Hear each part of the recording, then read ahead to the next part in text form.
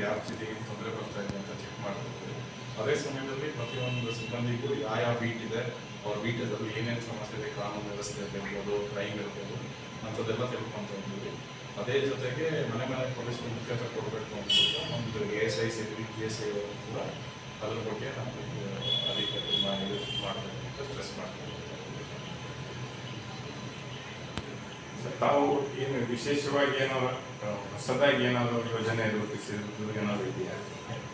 ಈಗಾಗಲೇ ಸರ್ಕಾರದಿಂದ ಈ ಮನೆ ಪೊಲೀಸ್ ಮಾಡ್ತಾ ಇರೋದ್ರಿಂದ ಇಟ್ ವಿಲ್ ಎನ್ಹಾನ್ಸ್, ಇವಾಗ ಸ್ಟ್ರೆಂಥನ್ ಮಾಡುತ್ತೆ ನಮ್ಮದು ಬೀಟ್ ಪೊಲೀಸಿಂಗ್ ವ್ಯವಸ್ಥೆ ಅನ್ನೋದು. ಪೊಲೀಸಿಂಗ್ ಬೀಟ್ ವ್ಯವಸ್ಥೆ ಅನ್ನೋದು ಭಾಳ ಮುಖ್ಯ.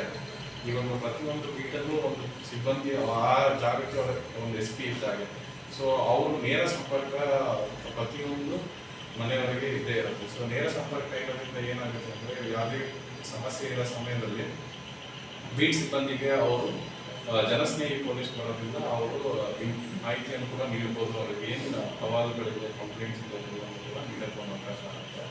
ಅದೇ ಸಮಯದಲ್ಲಿ ಈ ಪ್ರೋಗ್ರಾಮಲ್ಲಿ ಏನಂದರೆ ನಾವು ಜನಕ್ಕೆ ಮಾಹಿತಿ 112 ಬಗ್ಗೆ ತಿಳಿಸ್ತಾ ಇದ್ದೀವಿ.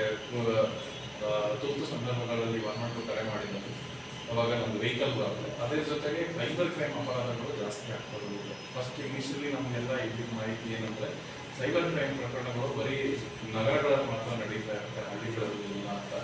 ಅದು ತುಂಬ ತಪ್ಪು.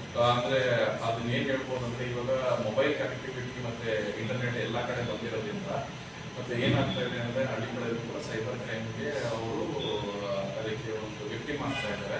ಯಾಕೆಂದರೆ ಕರೆಗಳು ಬರ್ತಾ ಇರೋದ್ರಿಂದ ನಮಗೆ ಬ್ಯಾಂಕಿಂದ ಬಂದಿದೆ ಕರೆ ಅಂತ ಹೇಳಿ ಆ ವಿಷಯದಲ್ಲಿ OTP ಬಂದಿರೋದನ್ನ ಇಮಿಡಿಯೇಟ್ ನಮಗೆ ಶೇರ್ ಮಾಡ್ತಾರೆ.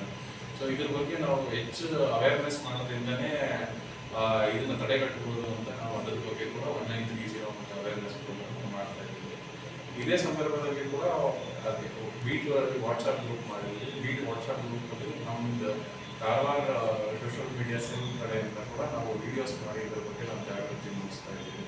ಸೊ ಇದು ಪ್ರಿವೆಂಟಿವ್ ಈಸ್ ದಿ ಬೆಸ್ಟ್ ಇದು ಅಂತ ಸೊಲ್ಯೂಷನ್ ಆಗಿರೋದ್ರಿಂದ ಸೈಬರ್ ಕ್ರೈಮಲ್ಲಿ ನಾವು ಮಾಡ್ತೀವಿ. ಅದೇ ಸಮಯದಲ್ಲಿ ನಮ್ಮದು ಸಿಬ್ಬಂದಿಗೂ ಕೂಡ ಟ್ರೈನಿಂಗ್ ನಾವು ಕೊಡ್ತಾ ಇದ್ದೀವಿ.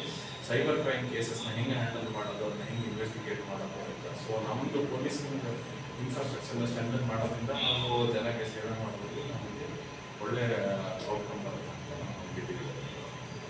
ಸರ್, ತಾವು ಇವತ್ತು ವಿಸಿಟ್ ಮಾಡಿದ್ರಲ್ಲ ಸರ್, ಇಲ್ಲಿ ಏನಾದರೂ ಲೋಪದೋಷಗಳು, ಇಲ್ಲಿ ಏನಾದರೂ ಹೆಚ್ಚಿನ ಒಂದು ಯಾವ ಏನಾದರೂ ಕ್ರಮ ತಗೊಳ್ಳುವಂಥದ್ದು ಏನಾದರೂ ಇದೆಯಾ ಸರ್? ಇವಾಗ ನಾವು ವಿಸಿಟ್ ಮಾಡಿದಲ್ಲಿ ನಾನು ಆಲ್ರೆಡಿ ನಮ್ಮ ಫೀಡ್ಬ್ಯಾಕ್ ನಮ್ಮ ಸಿಬ್ಬಂದಿಗಳಿಗೆ ಮತ್ತು ಆಫೀಸರ್ಸ್ ಜೊತೆಗೆ ಡಿಸ್ಕಸ್ ಮಾಡ್ತೀನಿ. ಸೊ ಅದ್ರ ಬಗ್ಗೆ ಅವ್ರಿಗೆ ಇನ್ನೂ ಮಾಹಿತಿ ತೊಗೊಂಡು ನಮ್ಮ ಜೊತೆಗೆ ಇನ್ನೊಂದು ಡಿಸ್ಕಸ್ ಮಾಡಿ